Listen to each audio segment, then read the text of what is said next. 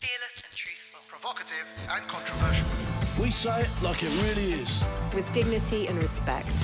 Committed to free speech and common sense.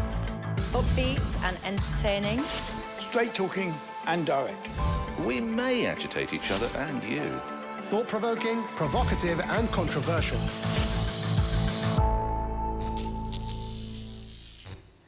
Hello and welcome to The Pledge. The nation was gripped last weekend as the England men's cricket team took to the wire in a thrilling victory at Lord's, lifting the Cricket World Cup after a day packed with drama, nerves, excitement, elation, and of course that all-important champagne super over. They also kindly proved that men are eventually capable of doing everything women can, just 2 years later, with a lot more drama, a less convincing result, and a rather dubious interpretation of the rules. Thanks, chaps. Nick, take note. Women really do rule the cricketing world. Coming up, Nick saying the thin blue line is fading away. Rachel argues Gina Miller has got it right. Michelle wants more trust in our media. And Greg is talking money, money, money. But first, it's me. Go back to where you came from is perhaps one of the oldest anti-immigrant tropes in the racist playbook. A statement I naively thought had been rid from the lexicon. But this week, none other than the President of the USA decided to bring this derogatory phrase back into fashion with a series of racist tweets targeted at 4 congresswomen of colour. There was only one problem. These women came from Detroit, Cincinnati and New York City, and only one of them was born outside of the US, unlike 2 of Donald Trump's 3 wives, or his mother. It seems for the president, your Americanness is only questioned when you're not white, even if you are American. Perhaps the most disappointing aspect of this whole sorry episode is a lack of approach from Republicans in the US and the refusal of 2 of the final candidates for the Tory leadership here in the UK to call out the tweets for what they are, racist. It's a sad day in British politics and in global politics when the leader of the free world resorts to dog whistle politics and isn't even challenged by his own party or closest international ally.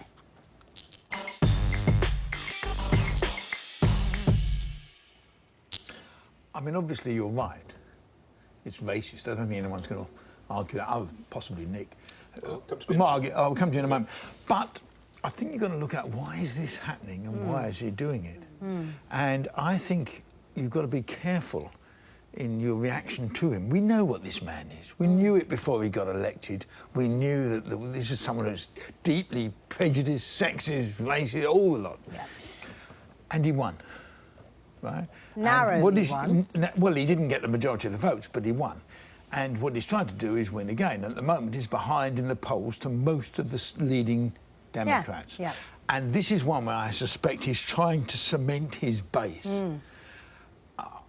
I hope it means he'll be savaged by everybody else, but not now. Let's wait until we get into it, because if you do it now, you bring the whole thing up. And what he's trying to do is say, look, the Democrats are basically these 4 women. Yeah. And that's what he's trying to do.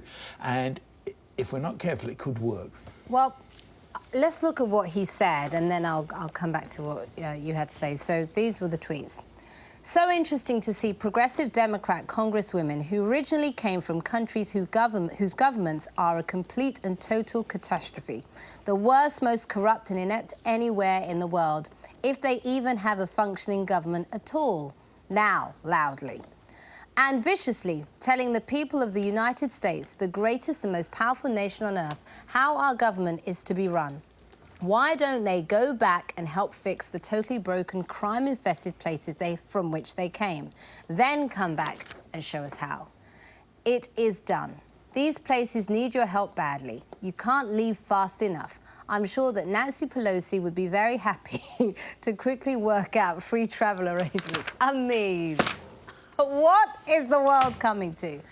I'm glad that you read out the second part, because a lot of people didn't see... Now, listen, Is Donald Trump a racist? In reality, only Donald Trump and probably his closest associates know. Does he say racist things? Are you kidding me, Nick? No. So are some of his policies racist? Yes. Does he say racist things? Yes. Well, isn't that the criteria for what makes you a racist? So I don't know whether the man himself is a racist. But I'm glad you read out the second part, because he does actually say this idea, as you said, then come back and tell us how to do it. So there is that. He's not booting them out of the country. It's ridiculous in that three of them. Hold on. In that three of them were even born in the United States. Now, what he's seeking to do, and we'll come to your point, what you've got to realise here is that those four women don't actually represent the Democratic Party. Not at all.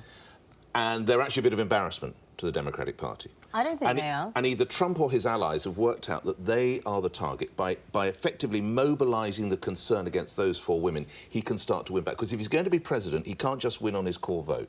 He's got to attract the suburban voters of Philadelphia. But that's not going to attract the suburban that's what he's going to lose them. That is exactly... Because we saw in the midterms when he tried with the caravan, it's not working. That is exactly what he's going to lose. But that's... So just coming back to that, I'm glad you said that they then come back, because that's been lost by a lot of the mainstream media. Doesn't matter. I think the end of it is irrelevant. OK, and then just to your point, just so that I can summarise, because you talked about the reaction, the two men who by this time next week, one of them will be Prime Minister, what do they say? And you're absolutely right, they both had the opportunity to say, and neither Boris Johnson, who talked about it being totally unacceptable in a modern racial country, or Jeremy Hunt, who's saying that this is not the kind of language the President of the United States should be using. Neither of them nailed it, so I'll allow you that point. Rachel. Interesting that you try and, as it were, get Trump off the hook by saying he's not a racist. He has. The President has actually said, I don't have a racist bone in my body. But he's using racism as a platform to try to win the next election. Yeah. So he's a sort of display racist, which sort of exonerates him from actual racism. I think that's nonsense, with respect, Nick. He has risen to the office of the President of the United States, not on dog whistle, but on loud racism, you know, calling Mexicans rapists, banning folk travelling in from Islamic countries. You name it, he's done it. Now, interestingly, Nick has a point, because he's had a bump. There's been a Trump bump. His popularity's gone up. What is going to be interesting to see is if America, a country that was founded on the principles of we are all equal under God, we're all equal under the law, whatever the colour of our skin. A country of immigrants. Whether that country allows a president who is trying to divide the country with a race and cultural war, elects him again. Yeah, but what we know, I mean, if you wander around America, as opposed to going just to New York or Los Angeles, you actually wander around, you know that there's support for this view. That's the one. And it's reprehensible to use it. So the night before this programme was taped, Michelle, the night before, Trump was in North Carolina at a rally, and the chants were build the wall and send her home. Well, we're going to show that. We're going to show that in a moment. Michelle, quickly, I want to bring you in, and then I have a video that I want to show from one of the congressmen and how she responded. So I've changed my view on this, having seen what you've just mentioned, because when I first saw this, I thought it was a clumsily worded tweet, because to your point, when you say people have this view, a view that a lot of American people have is if you don't love America and the way that we do things, then leave, irrespective of what colour you are, what age you are, where you come from, where you don't come from. That is a view that a lot of Americans hold, and that is a view that Donald Trump himself really does bang the drum for. And when I first read those tweets, I thought that it was just playing into that narrative. It was almost like, if you don't like these governments, go over there, fix these governments, and then come back and show us what. And they're not even from over there, that's the problem. Yeah, no, I know. And then why I've changed my view is because I saw that rally and I found it so disturbing to watch this audience. Send her home, send her home. Can we have a look at it? Yeah, it was awful. Chilling.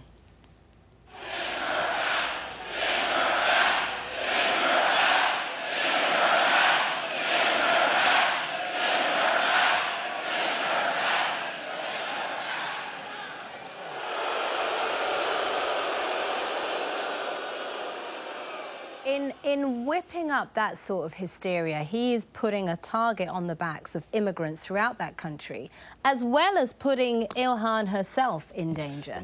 And even you have to agree with that. Oh, my God, I'm not supporting it. She's the Somali boy. Yes. What he needed there was to just say, listen, guys, that is not the language of the debate we wanted to... A responsible politician would say, I hear what you're saying, that's not the language of this debate. But instead, he revels in it. But that's the language he won on.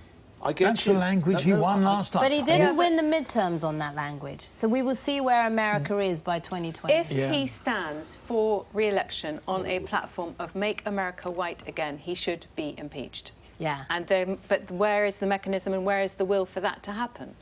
It won't happen. Exactly. There's not going to be an impeachment. You are seeing the country, the rainbow nation, becoming, you know, a white supremacist. Hold on. Don't you think if these women, instead of being of Palestinian origin or Somalian origin, whatever, he's focused on them for their politics. If they were white Australian, if they were white Australian, if they were white Canadian, Bernie Sanders has the same politics. Elizabeth Warren has the same politics. He's focused on them because they are women of colour and can be deemed as other. That is why he's focused on them. He's focused on them because he's seeking to show them as proxy for the Democrat Party, and they're not.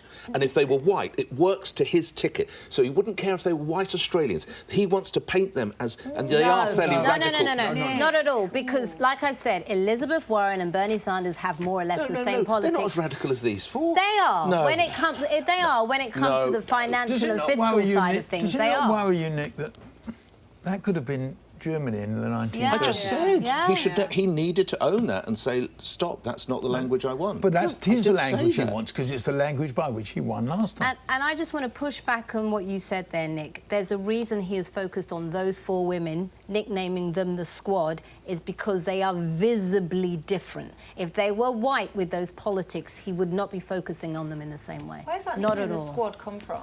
That's what he's called them. Is it? Yeah. That's they're like the lefty hit squad. Can we have a look at what Ayanna Presley had to say, who is one of the squad? Yeah, they call themselves the Squad. That's their own sobriquet. It does not embody the grace, the empathy, the compassion, the integrity that office requires and that the American people deserve. I encourage the American people and all of us in this room and beyond to not take the bait. This is a disruptive distraction from the issues of care, concern, and consequence to the American people. And I think she's right. They must not allow him to set the agenda. Not that any of this warrants what they're getting, but these aren't shrinking violets, these women. What's your point? Please don't think they're four little retiring flowers and can't quite wait what's happened to them. They can be as ballsy as anybody when they choose to be. But that's got nothing to do with questioning their Americanness. But don't paint them as victims. But they are victims because he's questioning their Americanness when they are Americans. Yeah, I know. I have said that point over and over. But this is all about politics. It's not. I don't think. I think it's planned. I think this is what he wanted. He said it and did it because actually, your point is at the beginning is dead right. That what he's trying to do is say these are the Democrats now. Yeah. Yes. These four people who are very low-ranking in the party, by the way. And fairly on the left of the Democratic Party. They're the Democrats, and that's what he wants to do. He wants to say, these are the Democrats, you've got to stop having them, you've got to have me. Yeah, and they mustn't allow that. Time to police this debate.